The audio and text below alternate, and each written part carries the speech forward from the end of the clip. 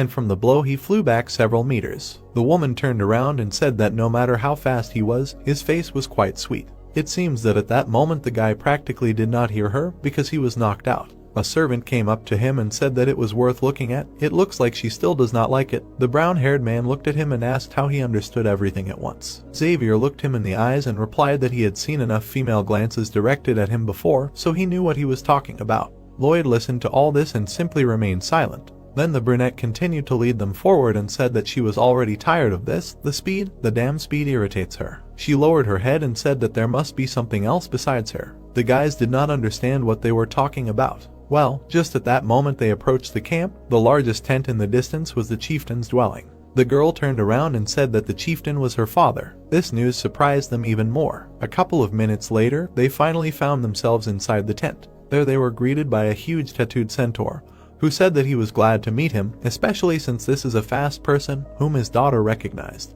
All this time, the main character was actively looking at him. The old man could not stand it and asked what he was staring at. Here is the answer he heard: that nothing. I just wonder what kind of adaptation style this is. Then he bowed his head and said that he was a man named Lloyd. He had come all this way in search of the Topo, a step that was once part of Aeteroa, a treasure trove of truth, if he knew anything about it. The man interrupted him and said that it was a good thing. Then he raised his head and looked at him very surprised. Then he asked if he could give it to him. In response he heard that the guy was both lightning fast and shameless. Then he lowered his head and added that, frankly speaking, this thing was completely useless, but their tradition was to protect it. You can't just take it and give it away. The main character looked at him and thought that I didn't expect it to be so easy. His daughter intervened in the conversation, asking why follow some idiotic traditions. This was their dear guest from distant lands, why not just give it away? And the father raised his hand and said that his daughter was talking about kindness and progress again.